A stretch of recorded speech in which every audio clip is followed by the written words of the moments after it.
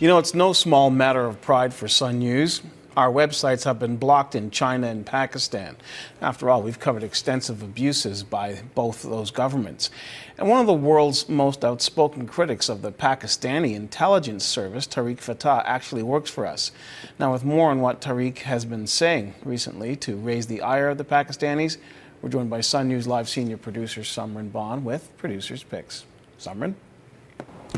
Brian, last week our viewers may have heard Simon Kent tell them how Sun Media and some of its sister websites have been blocked in countries like Pakistan, and one of the biggest reasons for that is outspoken columnists like Tariq Fatah, who routinely talk about extremism and about Islamists on our websites.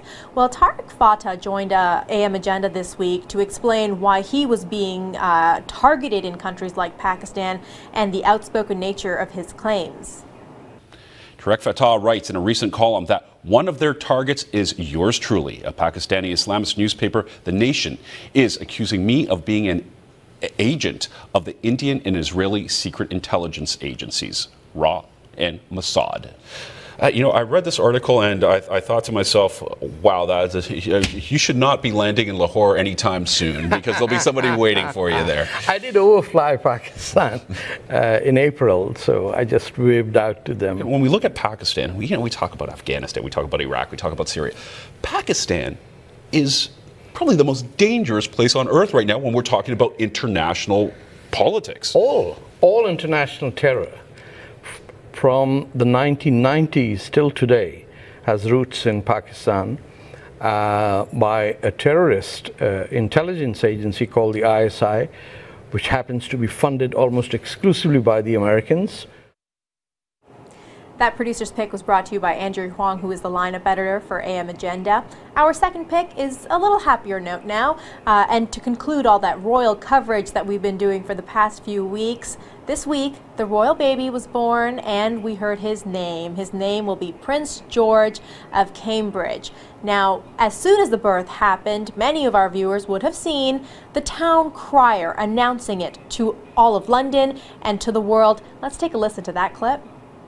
We welcome with humble duty a future king, the firstborn of His Royal Highness the Duke and Duchess of Cambridge, the third in line to the throne.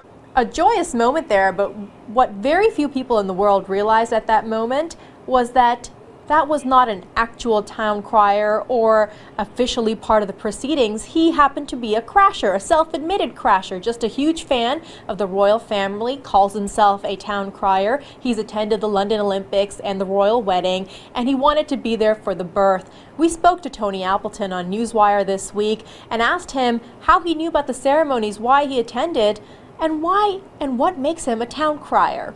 I've been planning for 2 weeks to be there to announce the royal birth. I had a feeling it was going to be a prince in any case, and I booked myself into a hotel in London. And then when I found out that the baby was being born, I had a little inside information. I got my uniform on, and I got into a taxi. And the taxi dropped me exactly straight outside the hospital. I got straight out the door and went straight into the proclamation. Now, this is the first time I've announced a small baby, but I've been a town crier for 25 years, and I'm in the lord of the manor of my village of Great Baddow in Essex. And one day I was opening a fete in my manorial robes, and a little boy said, "Hey, mister," he said, "you look like a town crier." And that's when I set myself up, and I've been a town crier ever since.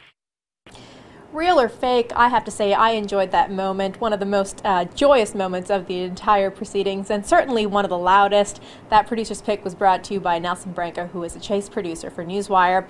That wraps up Producer's Picks this week. Back to you. All right, thanks for this, Simran.